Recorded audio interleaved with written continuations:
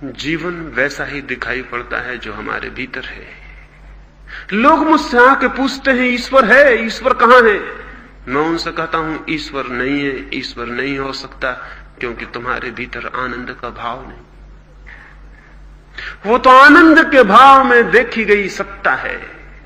यही जीवन, यही पौधे, यही पशु, यही पक्षी, यही मनुष्य, यही सब कुछ जिस दिन आनंद के भाव से देखा जाता है तो परमात्मा हो जाता है।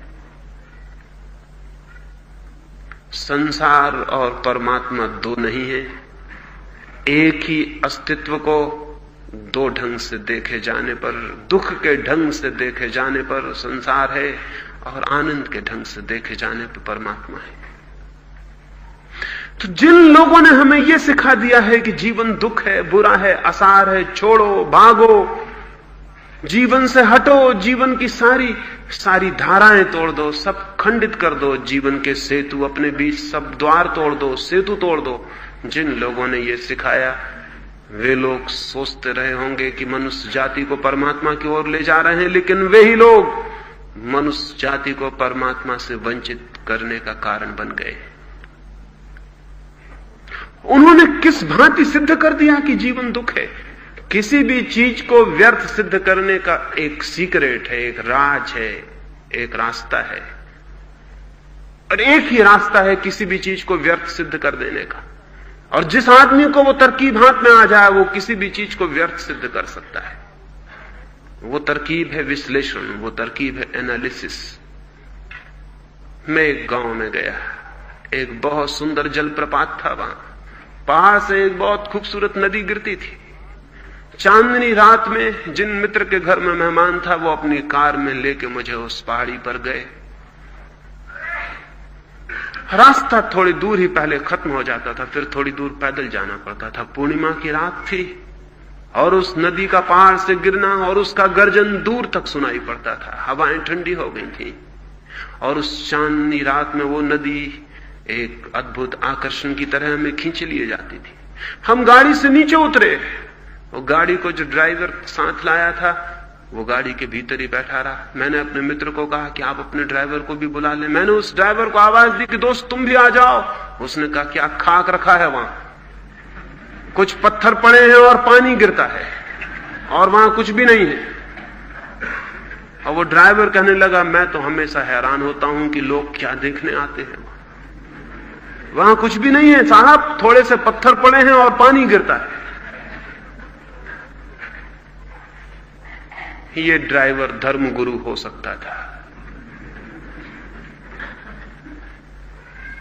उसने जल प्रपात को, उस पूर्णिमा की रात को, उस सौंदर्य को तोड़ के एनालिसिस करके दो टुकड़ों में रख दिया कि वहां पत्थर पड़े हैं और कुछ पानी गिरता है, वहां कुछ भी नहीं।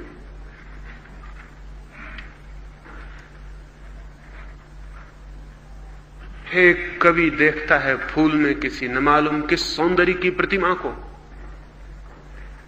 एक कवि देखता है किसी फूल में न मालूम सौंदर्य की किस अनुभूति को, न मालूम कौन से द्वार खुल जाते हैं, न मालूम किस अज्ञात लोक में वो प्रविष्ट हो जाता है। और जाके पूछें किसी वनस्पति शास्त्री को, वो कहेगा क्या रखा है उस फूल में, कुछ थोड़े से केमिकल्स, कुछ थोड़े से रसायन, कुछ थोड़ा सा खनिज, और कुछ भी नहीं है उस फूल में। क्यों पागल हुए जाते हो, किसकी कविता लिखते हो एक छोटे से केमिस्ट्री के फार्मूले में? सब जाहिर हो जाता है कि फूल में क्या है, फूल में कुछ भी नहीं है। उसने एनालिसिस कर दी, उसने तोड़ के बता दिया कि फूल में इतने इतने रसायन हैं, इतना इतना खनिज है, इतनी इतनी चीजें मिली हैं और फूल में कुछ भी नहीं है। मैं किसी को प्रेम करूं और पहुंच जाऊं किसी शरीर शास्त्री के पास, वो कहेगा क्या रखा है इस शरीर में, इसमें कुछ भी नहीं है, कुछ हड्डियां हैं, कुछ मांस है, कुछ मज्जा है, कुछ खून है और कुछ भी नहीं है। पहुंच जाऊं किसी रासायनिक के पास तो वो कहेगा एक आदमी के शरीर में मुश्किल से 4 रुपए 12 आने का सामान होता है, इससे ज्यादा का नहीं। कुछ लोहा होता है, कुछ कैल्शियम होता है, कुछ फला होता है, कुछ ढिका होता है। अगर बाजार में खरीदने ना तो 4-5 रुपए में सब मिल जाता है। क्या परेशान हो रहे हैं इसको प्रेम करने के लिए? शरीर में कुछ भी नहीं है, ये 4-5 रुपए का सामान है, बाजार से खरीद लें, एक पेटी में रख लें, खूब प्रेम करें। वो बात बिल्कुल ठीक कह रहा है। उसने आदमी के शरीर का विश्लेषण करके बता दिया, इतना लोहा है, इतना फला है, इतना ये है, इसमें ज्यादा कुछ है नहीं, क्यों परेशान हुए जाते हैं, इसमें प्रेम करने की बात कहां है। उसने एनालिसिस कर दी, उसने चीजों को तोड़ के रख दिया। एक बड़ी प्यारी कविता है, उसे सुनते हैं तो प्राणों के तार झंझना जाते हैं, उसे सुनते हैं तो कोई प्राणों की वीणा बज उठती है। लेकिन पहुंच जाएं किसी व्याकरण के जानने वाले के पास, किसी ग्रामरियन के पास, वो कहेगा क्या खाक रखा है इसमें, कुछ शब्दों का जोड़ है, एक एक शब्द तोड़ के रख देगा। मार्क ट्वेन एक अपने मित्र उपदेशक का भाषण सुनने गया था। वो उपदेशक बहुत अद्भुत था, उसकी वाणी में कुछ जादू था, कोई बात थी, सुनने वालों के प्राण किसी दूसरे स्तर पर उठ जाते थे। 1-1.5 घंटे तक मार्क ट्वेन उसे सुनता रहा, लोग मंत्रमुग्ध थे। फिर मार्क ट्वेन बाहर निकला, उसके मित्र उपदेशक ने पूछा कि कैसा लगा, मैंने जो कहा वो कैसा लगा। मार्क ट्वेन ने कहा कुछ भी नहीं, सब गड़बड़ था और सब उधार था। एक किताब मेरे पास है, उसमें ये सब लिखा हुआ है जो तुम बोले, एक एक शब्द लिखा हुआ है उसमें। बड़े बेईमान आदमी मालूम होते हो, इसमें तुमने कुछ भी नहीं बोला, मेरे पास एक किताब उसमें सब लिखा। वो तो बहुत हैरान हो गया, उसने कहा कोई किताब जिसमें ये सब लिखा हुआ है, एक एक शब्द। मैं तुमसे शर्त बतता हूं, क्योंकि मैंने तो आज तक कोई किताब पढ़ी नहीं, मैंने जो कहा है वो मैंने कहा है। मार्क ट्वेन ने उससे 1,000 रुपए की शर्त बदली। वो उपदेशक बहुत हैरान था कि कैसे हो सकता है। दूसरे दिन मार्क ट्वेन ने एक डिक्शनरी उसके पास भेज दी कि इसमें सब शब्द लिखे, जो भी तुम बोले इसमें सब लिखा हुआ है, एक एक शब्द लिखा हुआ है, पढ़ लो और 1,000 रुपए मुझे भेज दो। उसने विश्लेषण कर दिया, मार्क ट्वेन ठीक कहता है, डिक्शनरी में सब लिखा हुआ है, सभी शब्द लिखे हुए हैं, जो भी दुनिया में कोई बोल सकता है सब लिखे हुए हैं। लेकिन बोलना शब्दों का जोड़ नहीं है, और न आदमी हड्डियों और मांस मज्जा का जोड़ है, और न फूल रसायन और खनिज का जोड़ है, और न कविता व्याकरण के नियमों का जोड़ है। जिंदगी चीजों का जोड़ नहीं है, जोड़ से कुछ ज्यादा है, और वो ज्यादा उसको दिखाई पड़ता है जो चीजों को तोड़ता नहीं, जोड़ता है। उस ज्यादा का देख लेना ही धार्मिक मनुष्य का अनुभव। पिकासो का नाम सुना होगा, एक अद्भुत चित्रकार है, पेंटर है। एक अमरीकी करोड़पति ने अपना एक चित्र बनवाया पिकासो से। करोड़पति था, उसने ये उचित न समझा कि दाम पहले तय कर ले, कितने मांगेगा ज्यादा से ज्यादा। फिर उसके पास पैसे की कोई कमी भी न थी। पिकासो ने भी दाम तय करने की कोई बात ठीक न समझी। चित्र 2 साल में बना। तो वो करोड़पति बार बार पुष्पाता रहा कि चित्र बन गया कि नहीं। पिकासो ने कहा थोड़ा धैर्य रखिए, एकदम आसान बात नहीं है, भगवान भी आपको बनाता है तो 9 महीने लग जाते हैं पेट में। मैं तो भगवान नहीं हूं, मैं तो एक साधारण मनुष्य हूं, मैं बना रहा हूं आपको फिर से दोबारा। 2-4 वर्ष लग जाए तो कोई कठिन नहीं है। बड़ा हैरान था वो करोड़पति की, क्या पागलपन की बातें कर रहा है, मेरा चित्र बना रहा है तो क्या 2-4 वर्ष लगाएगा। फिर 2 वर्ष बाद उसने खबर भेजी कि चित्र बन गया, आप आ जाएं और ले जाएं। वो करोड़पति लेने आया, चित्र सुंदर बना था, उसे बहुत पसंद पड़ा। उसने पूछा इसके दाम। पिकासो ने कहा कि $5,000। उसने कहा क्या $5,000? छोटा सा कैनवस और थोड़े से रंग, इसका दाम $5,000? क्या मजाक करते हैं? इस कैनवस के टुकड़े की और इन रंगों की इतनी कीमत? 10-5 रुपए में बाजार में मिल जाएगा ये सब सामान। तो उसने एनालिसिस कर दी, उसने विश्लेषण कर दिया कि इतनी चीजों से मिलकर बना है, इसका दाम $5,000। ये कोई बात है? पिकासो ने अपने सहयोगी को कहा कि जा भीतर इससे बड़ा कैनवस का टुकड़ा ले आ और रंग की पूरी ट्यूब ले आ, और इनको दे दे और जितने दाम ये देते हो दे जाएं। उसका साथी गया, वो एक कैनवस ले आया, रंग की भरी हुई ट्यूब ले आया, ला के सामने रख दी और कहा कि अब आपकी जो मर्जी हो, $10-5 वो दे जाएं और ले जाएं, ये आपका पोर्ट्रेट रहा। वो करोड़पति कहने लगा, क्या मजाक करते हैं, रंग को और कैनवस को ले जाके मैं क्या करूंगा?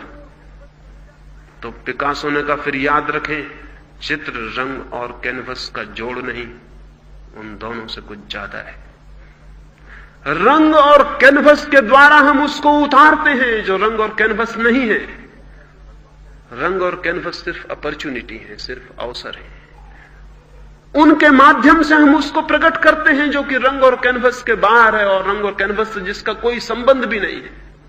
हम दाम उसके मांगते हैं और अब 5,000 में निपटारा नहीं होगा, 50,000 देते हो तो ठीक, अब ये बिक्री नहीं होगी।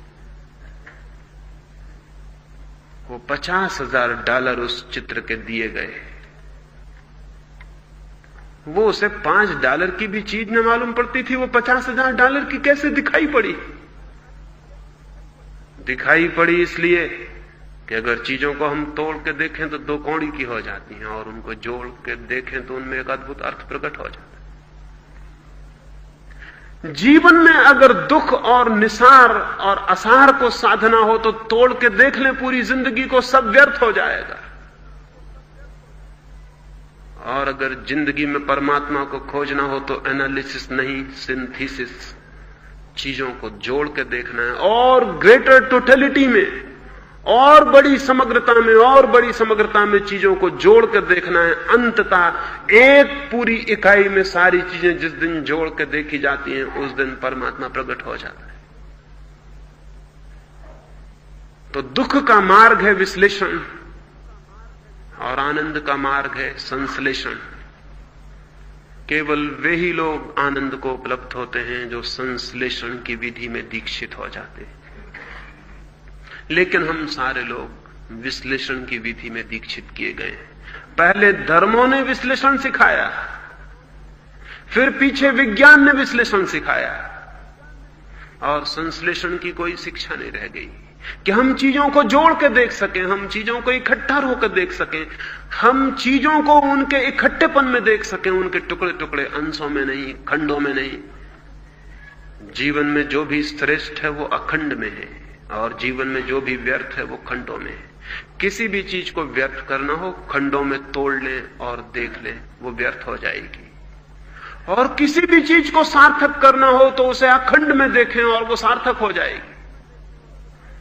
तो आनंद की दृष्टि, आनंद की साधना जीवन के सब खंडों में अखंड को देखने की साधना है, टुकड़ों में, पार्ट्स में, होल को देखने की साधना है। और दुख की दृष्टि सब अखंडों को खंडों में, टुकड़ों में तोड़ने की साधना है। तो अंतिम ये बात, तीसरा सूत्र जीवन की क्रांति के लिए आपको कहना चाहता हूं, और वो ये कि जीवन को संश्लेषण में देखें, जोड़ें और देखें, चीजों को ज्यादा से ज्यादा बड़े जोड़ में देखें, और तब आप पाएंगे कि रंग और कैनवस के ऊपर जो है उसकी झलक मिलनी शुरू हो गई। और तब आप पाएंगे शब्द और व्याकरण के जो ऊपर है उस काव्य की अनुभूति आनी शुरू हो गई। और तब आप पाएंगे कि खनिज और रसायन के जो ऊपर है उस फूल का दर्शन शुरू हो गया। और तब आप पाएंगे हड्डी, मांस और मज्जा के जो ऊपर है उस आत्मा की किरणें उतरने लगी। और तब आप पाएंगे कि मिट्टी, पत्थर और आकाश के जो ऊपर है उस परमात्मा के द्वार भी खुलने शुरू हो गए। ये द्वार जब भी खुलता है ऐसे ही खुलता है, और ये द्वार जब भी बंद होता है तो ऐसे ही बंद हो जाता है। द्वार हम बंद किए बैठे हैं, हम अपनी पीठ किए बैठे हैं उस तरफ जहां मार्ग हो सकता है, और उस तरफ आंखें किए बैठे हैं जहां मार्ग नहीं हो सकता है।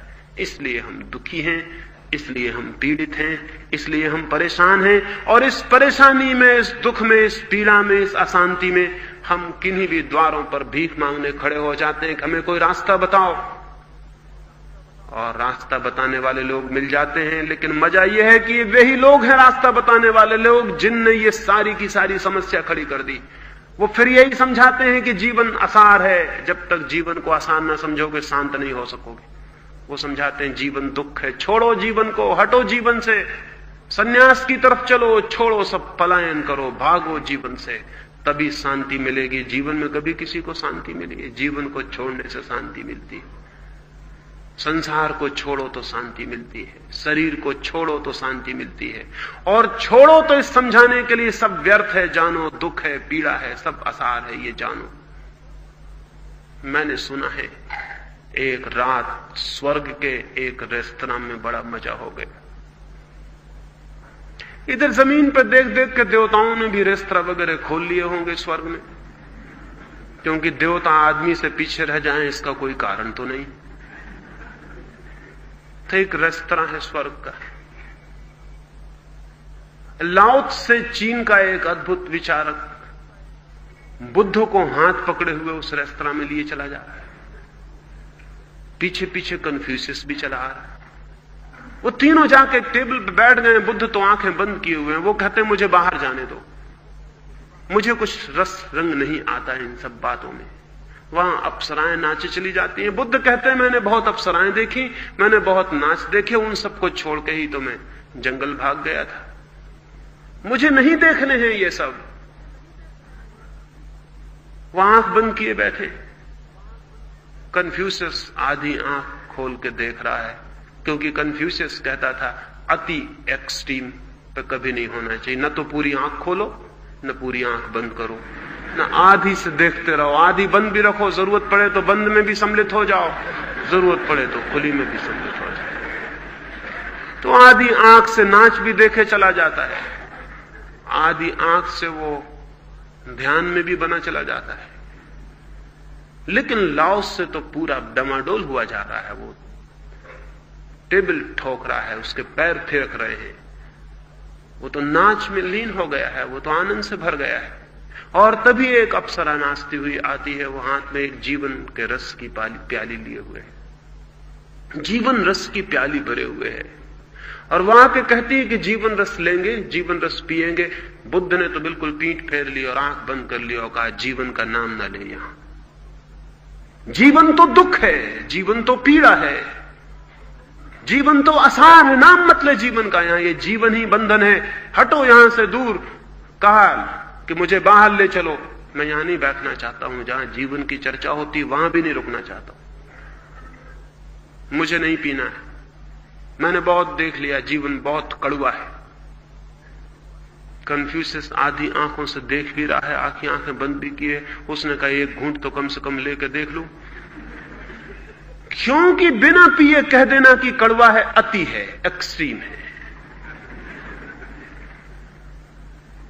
पूरा पी लेना दूसरी अति है, एक घूंट ले लेना गोल्डन मीन है, बीच का मार्ग है, मध्य मार्ग है। एक घूंट तो कम से कम लेकर देख लूं।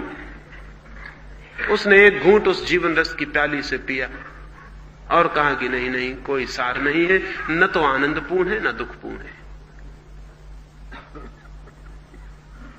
उसने कहा ना आनंदपूर्ण है ना दुखपूर्ण है, कोई सार नहीं है, कोई असार भी नहीं है, पियो तो ठीक न पियो तो ठीक, सब बराबर है। फिर उसने अपनी आंखें बंद कर ली, आधी खोल ली और बैठ गया। लाओसे ने पूरी प्याली हाथ में ले ली, वैसे मुग्ध भाव से पूरे हाथ में ले लिया। उसने इतनी कृतज्ञता और ग्रेटिट्यूड से पूरी प्याली हाथ में ले ली। उसने ना कुछ कहा, न कुछ बोला, न कोई वक्तव्य दिया, वो तो पूरी प्याली को पी गया। पूरी प्याली रख दी उसने नीचे और उठ के नाचने लगा, और उठ के नाचने लगा।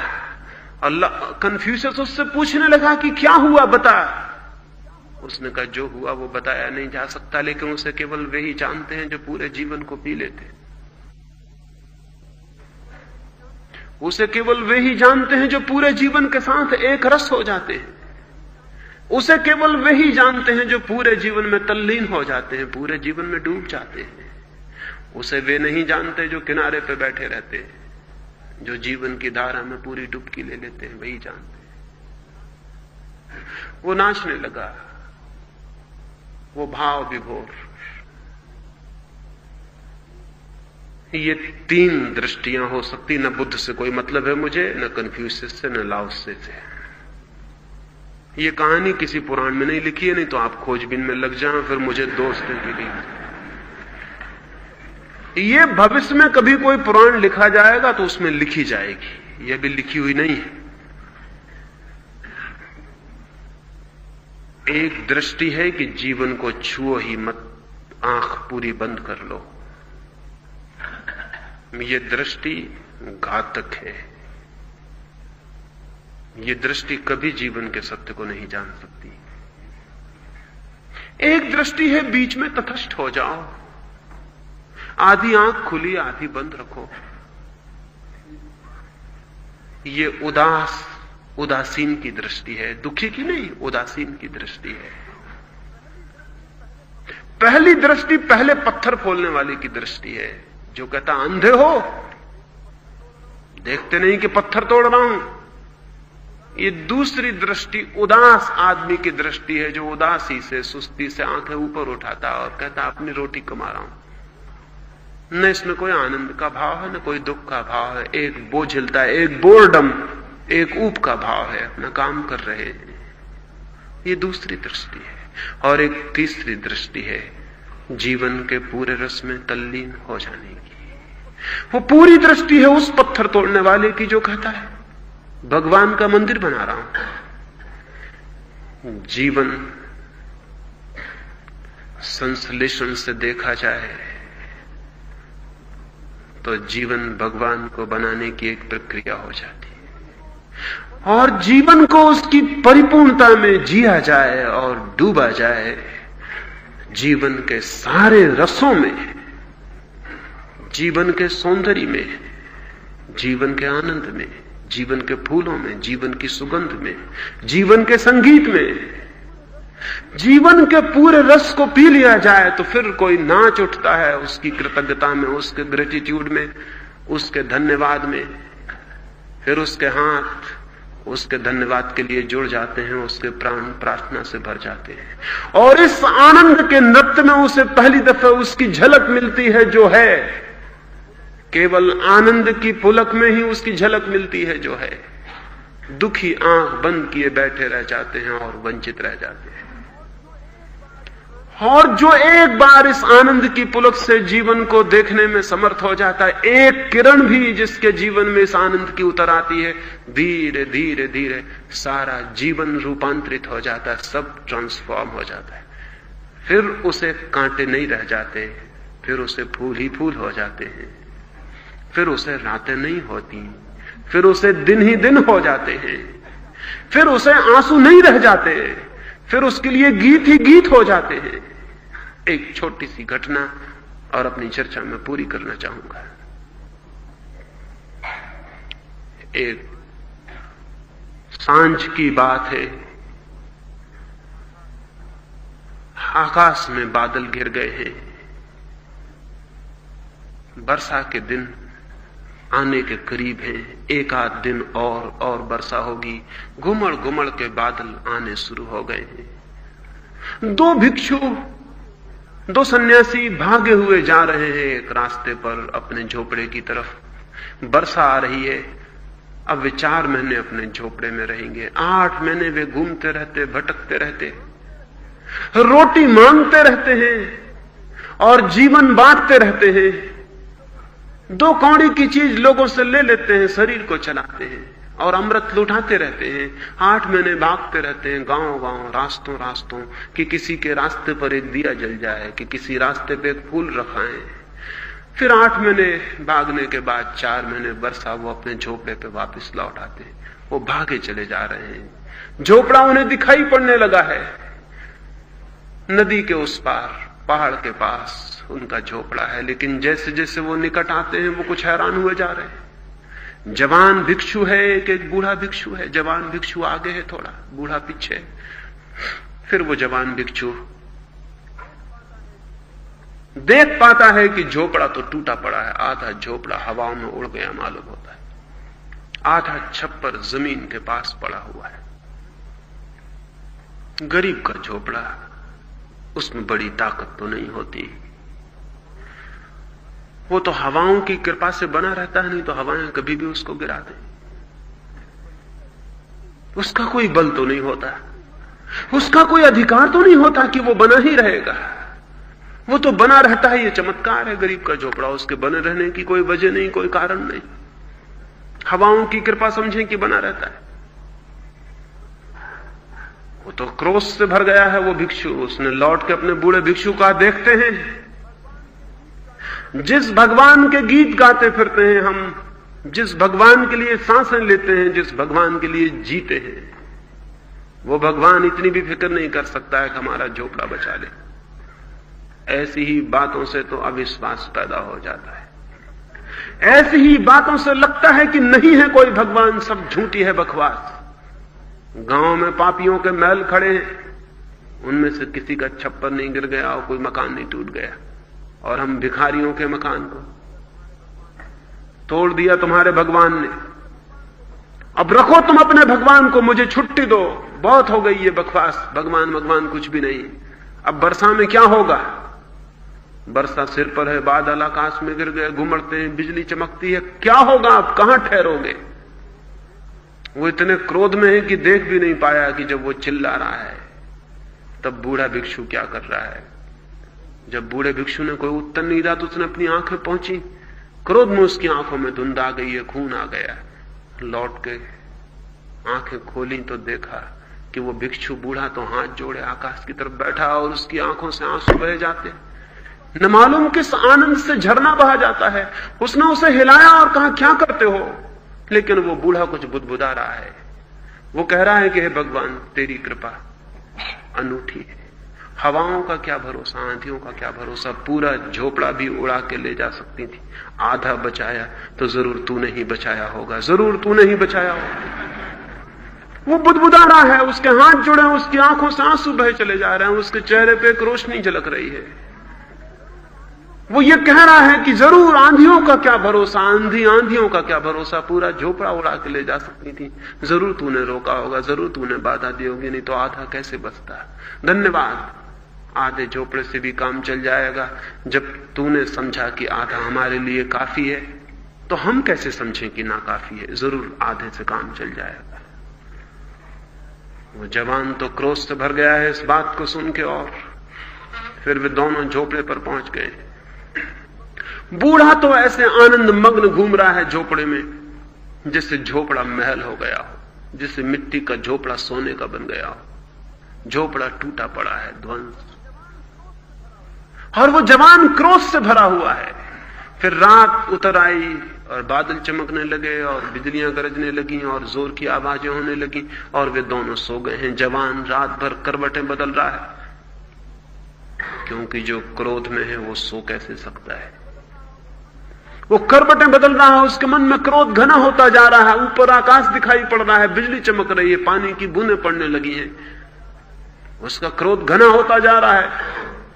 अगर उसके बस में हो भी भगवान मिल जाए तो उनकी गर्दन दबा दे। सारी प्रार्थनाएं वापस ले लेना चाहता है जो उसने की, और भगवान की जो सारी प्रशंसा की वो सब तोड़ देना चाहता है। तो उसका मन बड़े विद्रोह से भर गया है। लेकिन बूढ़ा बड़ी गहरी शांति में सोया हुआ है। बिजली चमकती है तो उसके चेहरे पर जो प्रकाश आता है उससे लगता है जैसे वो न मालूम किस गहरी नींद में, शायद नींद में नहीं, वो समाधि में, शायद वो किसी गहरे ध्यान में, वो न मालूम किन गहराइयों में डूबा हुआ है। सुबह वे दोनों उठते हैं, एक तो रात भर नहीं सोया है, दूसरा रात भर सोया है। सुबह उठ के ही उस जवान ने फिर गालियां देनी शुरू कर दी। वो बूढ़ा सुबह उठ के ही एक गीत लिख रहा है। वो गीत बड़ा प्रसिद्ध है, उस गीत के अर्थ बड़े अनूठे हैं। उस गीत में वो फिर कहता है कि हे परमात्मा, तू कितना अद्भुत है। हमें पता भी नहीं था कि आधे छप्पड़ में सोने का आनंद क्या है। रात बिजलियां चमकती थी तो मेरी रात तो मेरी नींद भी उनसे आलोकित हो जाती थी। आकाश में तारे दिखाई पड़े, कभी आंख खुली तो तारे दिखाई पड़ गए। नींद में कभी मैंने तारे नहीं देखे थे, और मुझे ख्याल भी ना था कि नींद की शांति में तारे कितने प्रीतिपूर्ण मालूम होते हैं और उनसे कैसा संबंध जुड़ जाता है। दिन की रोशनी में रात के जागरण में देखी थी तेरी प्रकृति, लेकिन नींद के मखमली पर्दे से कभी नहीं झांका था कि तेरी दुनिया इतनी अद्भुत है। और अब तो मजा हो जाएगा, वर्षा आ गई है, बूंदें टपकेंगी तेरी। आधे छप्पर में हम सोए भी रहेंगे, आधे छप्पर में तेरी बूंदों का संगीत भी रात भर नाचता रहेगा, और कभी भी आंख खोलेगी तो हम तेरी बूंदों को देख लेंगे।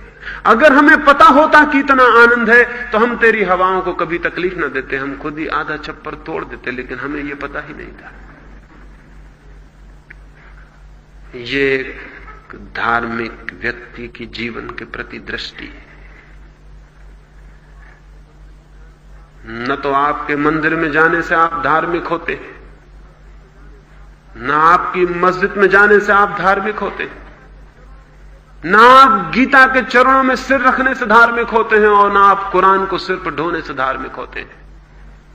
न बुद्ध और महावीर की तस्वीरों के सामने घुटने टेकने से आप धार्मिक होते हैं। धार्मिक आदमी की तस्वीर यह है कि धार्मिक आदमी जीवन के कांटों में फूलों को देखने में समर्थ होता है, जीवन की पीड़ाओं में आनंद को देखने में समर्थ होता है। आधे उड़ गए छप्पर में आधे बचे छप्पर को देखने में समर्थ होता है। यह धार्मिक क्रांति का तीसरा सूत्र है, आनंद का, अनुग्रह का, ग्रेटिट्यूड का भाव। यह भाव जितना गहरा और विकसित होता चला जाता है, उतना ही जीवन रूपांतरित होता है, और उतने ही पदार्थ में उसके दर्शन होने लगते हैं जो पदार्थ नहीं, और उतने ही पार्थिव में उसकी झलक मिलने लगती है जो अपार्थिव है। फिर सीमाओं में असीम उतरने लगता है, और रेखाओं के बीच वो दिखाई पड़ने लगता है जो रेखाओं में बंधता नहीं। फिर शब्दों में निशब्द के दर्शन होते हैं, और फिर सब दिशाओं में, सबके भीतर और सबके बाहर उस एक की ही ज्योति फैलनी शुरू हो जाती है, और उस ज्योति में व्यक्ति स्वयं भी लीन हो जाता है और एक हो जाता है। जीवन के साथ ये एकता और लीनता ही मुक्ति है, जीवन के विरोध में नहीं। जीवन में डूबकर वो उपलब्ध होता है जो प्रभु है। अंत में फिर से दोहरा दूं, पहली कड़ी विश्वास नहीं, अंधापन नहीं, विचार। दूसरी कड़ी ज्ञान नहीं, थोथा ज्ञान नहीं, शब्दों और शास्त्रों से सीखा ज्ञान नहीं, बल्कि विस्मय, विमुग्धता। और तीसरी बात, जीवन की असारता, दुख का भाव नहीं, निराशा नहीं, उदासी नहीं, अंधकार नहीं, आनंद की भाव दशा, अनुग्रह का भाव, धन्यवाद, कृतज्ञता मनुष्य के जीवन में क्रांति लाती है और प्रभु के मंदिर के द्वार पर उसे खड़ा कर देती है। प्रभु करे हम सभी प्रभु के मंदिर पर पहुंच जाएं। प्रभु करे हम पत्थर तोड़ने वाले मजदूर न हो। प्रभु करे हम रोटी कमाने वाले मजदूर न हो। प्रभु करे हम प्रभु के मंदिर को बनाने वाले कारीगर हो जाएं। मेरी इन बातों को 3 दिन तक इतनी शांति, इतने प्रेम से सुना, उससे बहुत बहुत अनुग्रहित हूं, और सबके भीतर बैठे परमात्मा को प्रणाम करता हूं। मेरे प्रणाम स्वीकार करें।